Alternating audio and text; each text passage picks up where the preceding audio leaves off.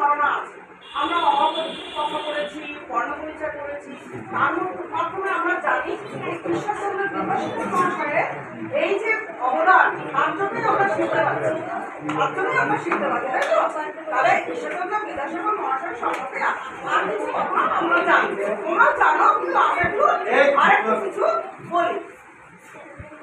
ঈশ্বরচন্দ্র বিদ্যাসাগর মহাশয় 1820 সালে 26শে সেপ্টেম্বর বীরসিংহ গ্রামে অবিভক্ত বাংলা, বর্তমানে পশ্চিম মেদিনীপুর জেলার অবিভক্ত মেদিনীপুর জেলার বীরসিংহ গ্রামে জন্মগ্রহণ করেন। ঈশ্বরচন্দ্র বিদ্যাসাগর মহাশয়ের পিতার নাম ছিল, সবাই জানো, বন্দ্যোপাধ্যায়, আর মায়ের নাম ভগবতী দেবী। এই যে ঈশ্বরচন্দ্র বিদ্যাসাগর মহাশয় খুব দরিদ্র পরিবারে জন্মগ্রহণ করেছিলেন। ছোটবেলায় 9 বছর বয়স তখন উনি কলকাতায় আসেন। ঈশ্বরচন্দ্র বিদ্যাসাগর মহাশয় সংস্কৃত, বাংলা সাহিত্য বিশাল পাণ্ডিত্য ছিল এবং ছোট থেকেই অগাধ পাণ্ডিত্যের জন্য তিনি বৃত্তি পেয়েছেন। তিনি এই যে নারীদের শিক্ষার জন্য প্রধান ভূমিকা নিয়েছিলেন, প্রচুর স্কুল স্থাপন করেছিলেন।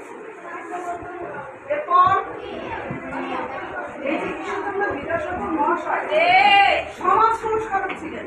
কি কি করেছিলেন সেই সময়?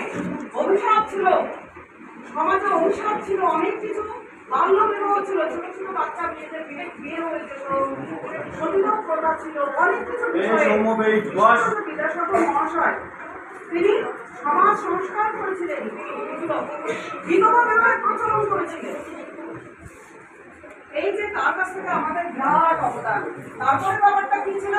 ঈশ্বরচন্দ্র বিদ্যাসাগর দয়া, যেখানে তিনি পীড়িত, দুঃখী, দরিদ্র, যেখানে খবর পেতেন সেখানে তিনি দৌড়ে দৌড়ে যেতেন।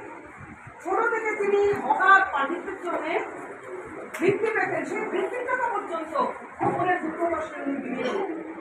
এতটাই ভালো ছিল। তারপরে কি সবচেয়ে তার আরেকটা অবদান